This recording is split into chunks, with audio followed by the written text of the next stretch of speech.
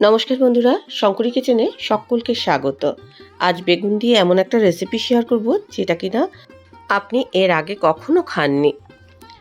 আমি এখানে ছোট্ট ছোট্ট বেগুন নিয়েছি 3টে, সেটাকে খুব পাতলা পাতলা করে কেটে নিচ্ছি।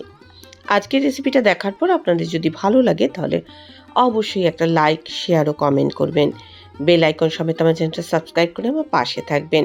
বেল আইকনটা ক্লিক করা থাকলে আমার যে কোনো রেসিপি বা আমি যাই আপলোড করি না কেন সবার আগে নোটিফিকেশন আপনার কাছেই পৌঁছে যাবে। এখানে 3টে বেগুন আছে, একদম পাতলা পাতলা করে কেটে নিয়েছি। সবার আগে বেগুনটা আমি অল্প জল দিয়ে সেদ্ধ করে নেব। বেগুনটা সেদ্ধ করার সময় জলের পরিমাণ কিন্তু বেশি দেবেন না। চাপা দিয়ে বেগুনটা আমি সেদ্ধ করব। খানিকক্ষণের মধ্যেই বেগুন কিন্তু সেদ্ধ হয়ে যাবে, কেননা বেগুনটা খুব নরম জিনিস। উল্টে পাল্টে দেব আর এটা মিডিয়াম টু হাই ফ্লেমে আমি সেদ্ধ করে নেব। 3-4 মিনিট পর আমি একটুখানি চেক করে দেখব বেগুনটা সেদ্ধ হয়েছে কিনা। যদি সেদ্ধ হয় তাহলে আমি এটা গ্যাসের থেকে নামিয়ে রাখব। বেগুনটা আমি কেটে দেখলাম একদম ভালোভাবে সেদ্ধ হয়ে গেছে।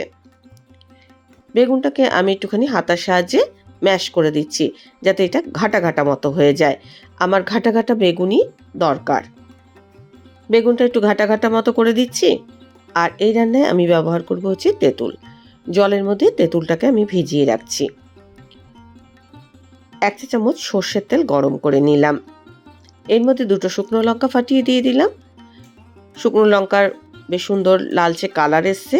তারপরে আমি এর মধ্যে দিয়ে দিয়েছি 1/2 চা চামচ সর্ষে। সর্ষের চুরবুর আওয়াজ বন্ধ হওয়ার পর আমি এর মধ্যে সেদ্ধ করা বেগুনটা দিয়ে দিলাম।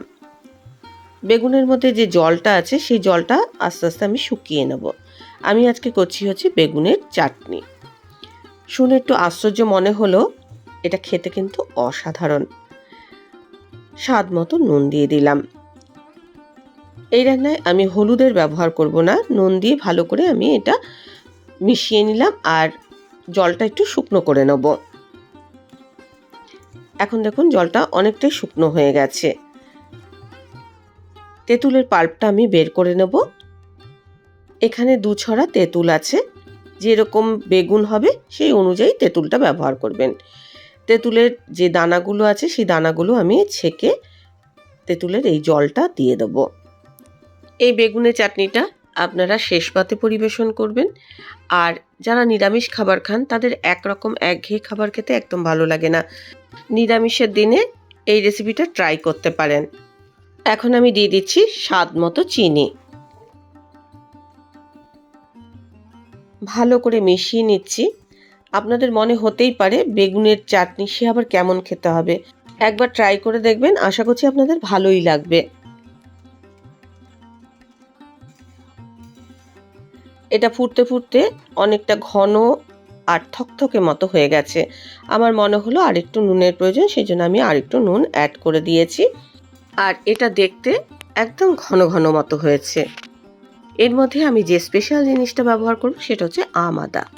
দেখতে আদার মতো আর সেন্টটা আমের মতো। আম আর আদার মিশ্রণে যেরকম সেন্ট হয় সেরকম এটার সেন্ট। অনেকে আমায় জিজ্ঞাসা করেন, তাই বলে দিলাম। আম আদা বাটা দিয়ে দিলাম। এখানে 1 টেবিল চামচ মতো আম আদা বাটা ছিল। ভালো করে মিশিয়ে নিলাম। বেগুনের চাটনি একেবারে রেডি। রেসিপিটা দেখে নয় আপনারা তৈরি করবেন এবং আমাকে জানাবেন কেমন লেগেছে।